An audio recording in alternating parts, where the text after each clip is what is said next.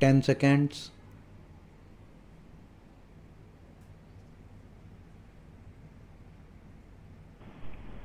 Mr. Vice Chairman, I wish the matter had not come up for discussion in this House in the form in which it has come, because we will be discussing, it appears, the same subject more or less piecemeal in connection with the other two bills as well. What was necessary for the government in this connection was to provide for a general discussion on the report of the Finance Commission, the kind of thing that we have on such reports, and after hearing the views of the members here, they should have formulated a bill. Even if they had formulated the bill earlier, the bill should have been preceded by a discussion on the report. It would then have given us an opportunity of dealing with this rather important subject in our public finance and indeed in our national life. But now we are asked to treat this matter piecemeal and deal with the bill as it comes separately. I say, sir, this would not seem very fair.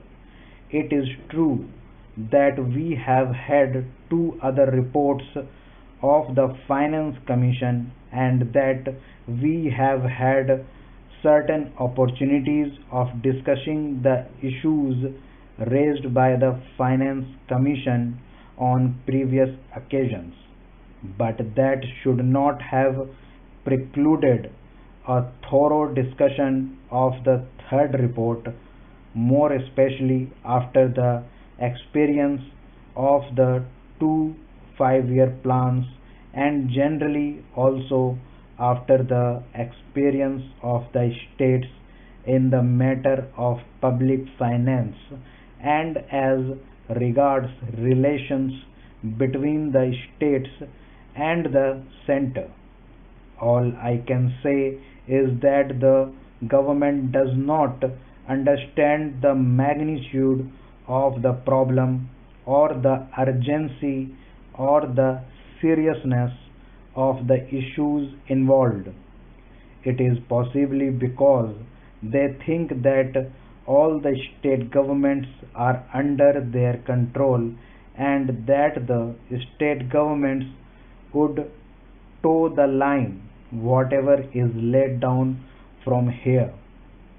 Suppose, sir, today a number of states had been outside the control of the same party which controls the central government. Problems would have become acute because conflicts between the state governments controlled by certain other parties and those controlled by the Congress party which controls the central government would have arisen sharply, calling for a thorough discussion and mutual consultation in a different way.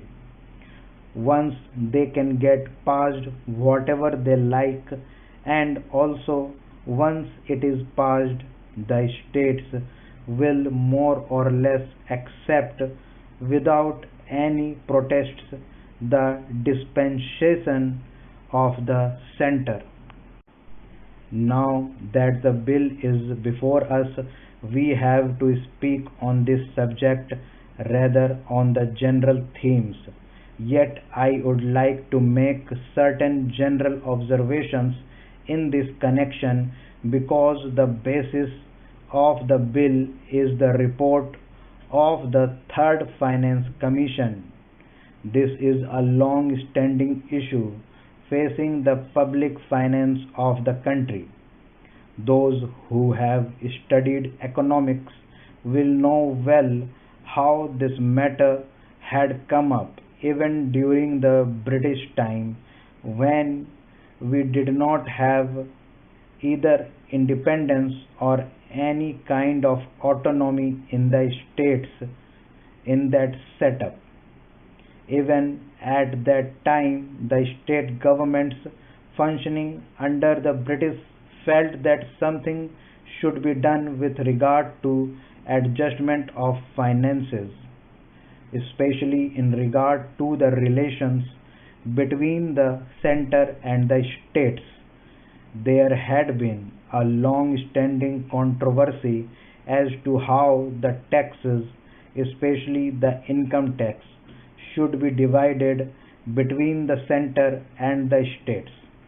I do not deny the existence of the controversy, and this controversy is not easy to resolve. I entirely agree, but I should have thought that the Third Finance Commission should have tried to face the problems before it, not more or less in a routine manner, but in the context of the new things, not only as they are today, but as they are going to shape in the coming future. We have got what is called a quasi federal constitution.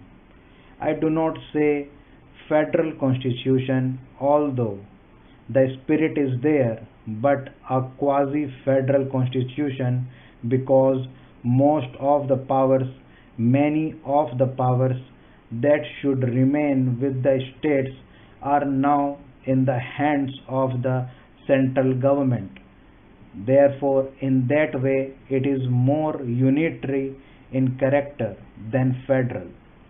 At the same time, structurally speaking, we have got the state assemblies, legislatures, state bodies, and so on.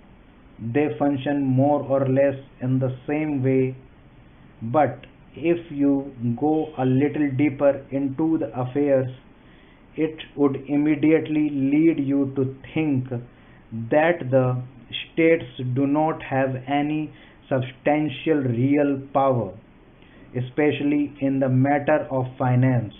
Perhaps at the time when the Constitution was framed, this aspect did not figure very much in the minds of the makers of the Constitution. We had just become free, and the concept of welding India into a solid nation was uppermost in the minds of those people who framed the Constitution and all others as well.